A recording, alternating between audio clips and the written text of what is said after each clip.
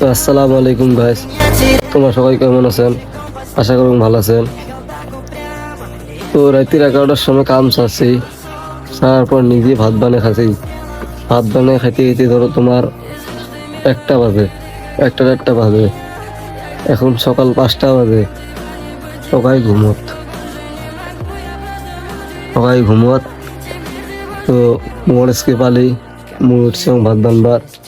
তোমরা একটা চিন্তা করো, 1টার পর যদি একটা মানুষ ঘুমিয়ে 1টা 2টার সময়, সেই মানুষটা সকালকা 5টা তো উঠে আবার ভাত বানা হয়।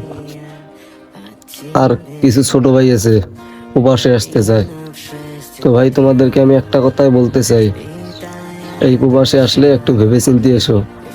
কারণ প্রবাসটা এতটাও সহজ না। শরীর অসুস্থ থাকার পরেও নিজে ভাত বানাইয়া খেতে হয়, আবার কাজে যেতে হয়।